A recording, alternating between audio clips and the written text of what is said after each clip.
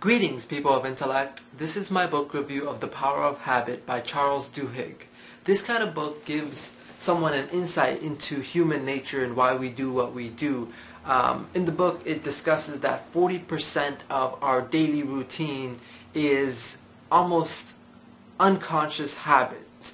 From driving to brushing our teeth to the mundane activities, we are not actually in the moment. We are thinking about something else, and that's because our basal ganglia, the part of the brain that actually stores habit or creates habits, is taking over at that point.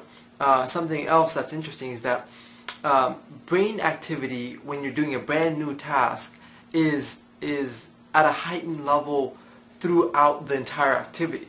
As you repeatedly do this activity, brain activity is only at a heightened level at the beginning and end of that task, but in the middle it's much lessened. For example, when you're first learning how to drive, you're fully conscious of everything you're doing, and you're paying attention to just the road and the steering wheel, and as you drive more and more and more, you're able to do a lot more things at once. And that's because some parts of it have become automatic and stuff like that. So he goes on to express that much of our lives, or we can ingrain much of what we do into habits, which are really good if you have good habits, and which are bad if you have bad habits, but habits can be changed. The three main topics that I took away are, I think, revolutionary to me, because it allowed me to see humanity in a different way, and realize that we could all change everything that we think we can't change. The first concept that I took away is that eliminating a habit is much more difficult than changing a habit. It's easier to change a habit than to eliminate it, and the reason for that is because it's so well ingrained into our biology, in the neural connections, the neural synapses in our brain, that it's really difficult to actually eliminate it altogether. But changing it is highly possible. And so the second concept that I took away is the golden rule of habit change.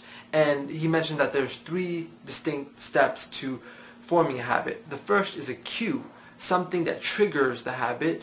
The second step is the actual routine of that habit. And the third is the reward that you get from the habit. So the cue could be when you come home from work. That's a timing cue. The routine could be you decide to watch TV, and the reward is satisfaction, relaxation. To change that, you keep the same cue and the same reward, and you change the routine. So when you come home from work, that's your cue. You decide to go for a run, or go work out, or go play a sport. And so you're changing what happens in the middle, and the reward is still satisfaction and energy, and well, I guess you don't get energy from watching TV, but some level of satisfaction. So same cue, same reward, change the middle. And he gives a lot of examples like this. The third concept that I took away is the concept of a keystone habit. This is based on the concept of, instead of trying to change everything at once, change one minor thing, and it will, but the right thing, and it'll affect everything else, and you'll begin to change everything. For example, there was a story of a CEO who decided, instead of focusing on the bottom number of the company, he's going to change employee safety, and by doing that, he changed everything about the company, because there was a unity amongst the employers and employee, and ultimately the bottom line did change, but he focused on something that brought everybody together.